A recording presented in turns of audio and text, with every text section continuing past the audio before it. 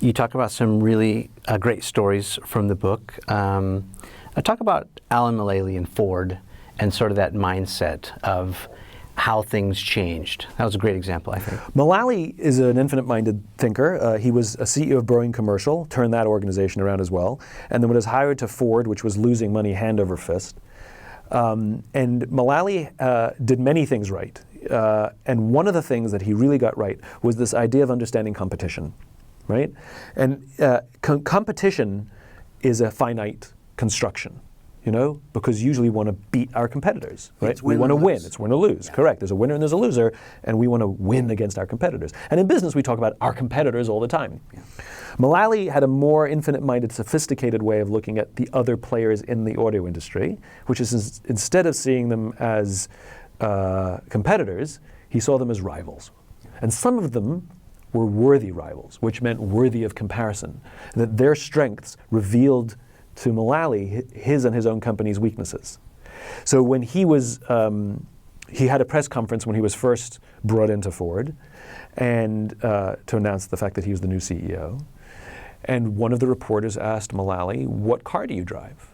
And Mulally said, "I drive a Lexus because they're the best." Now this is the new CEO of Ford who just said, "I drive a Toyota and it's the best car in the market." And he wasn't saying it as a dig to Ford. He was saying it as a way of reminding everybody that there are better things out there, which means we have room to improve. It's not about beating Toyota, it's about improving Ford, right? And when he got to Ford, he drove every single car that they make. He drove a different car home every single night until he went through every car that Ford makes. Because none of the other engineers had even bothered to think that way, right? They'd all just probably been driving Ford cars and not... Well, first he drove all the Fords, and then he said, "Get me a Toyota Corolla," which is the number one selling car in America at the time. They didn't have one. Some of the engineers had some of the cars that they could dismantle, but none of the senior executives, people responsible for making decisions on how to beat Toyota, had ever driven one of their competitors' cars. Yeah. Amazing. Explain that. Explain that, right? Yeah. So he ordered a fleet of cars from the other players in the industry, and he told his executives he made no bones about it. They had to drive every single car so they could see where Ford could improve. Not about seeing who they could beat, but seeing where Ford was weaker, where Ford could improve. Again, in the infinite game, the whole idea of having worthy rivals, other players whose strengths reveal to us our weaknesses so that we may build on our weaknesses, is what the infinite game is all about. In other words, he turned around Ford not simply by tricks of accounting. He turned around Ford because they started making better cars.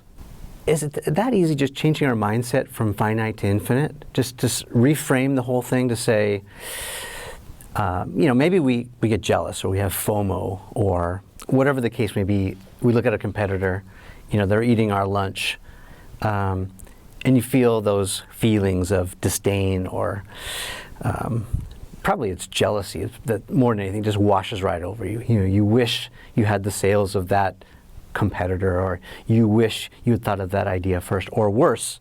And I'll speak from personal experience. I launched this show in 2009, heading into 2010. And so I've been doing it for about a decade.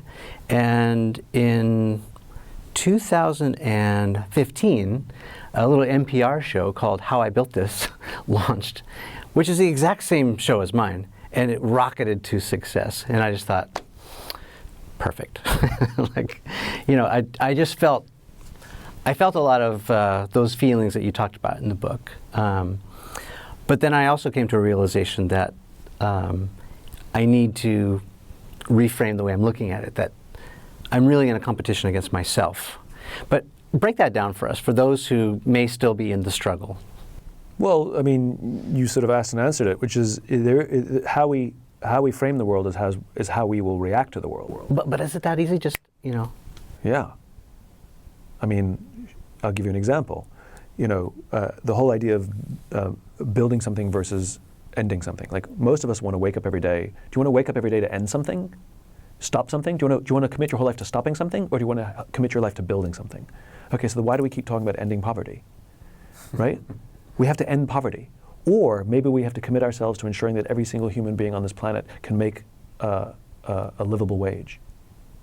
That's a pursuit of building, right? We have to reduce unemployment. You want to wake up to reduce something every day? How about we have to increase employment, right? We have to get people off drugs. How about we need to get people sober, right? Like, it's way more powerful to build something and do something affirmative than to try and beat something or stop something or be against something, right? And so in 2 seconds, we've just completely reframed something from something that feels like to something that feels like right? So yes, a large part of it is mindset. A large part of it is re-understanding and reframing the world, right? So, there's this wonderful Chinese story, Chinese proverb of sorts. There's many versions of it, but here's the one I know. There's a young man who is born with remarkable talent for horse riding. And everyone in the village says, he's so lucky. And the monk says, we'll see. And he falls off the horse one day, breaks his leg, just ends his career. And everyone in the village says, oh, he's so unlucky. And the monk says, we'll see. And then war breaks out, and all the young men are sent to battle, except he can't go because of his busted leg. And everybody in the village says, oh, he's so lucky. And the monk says, we'll see.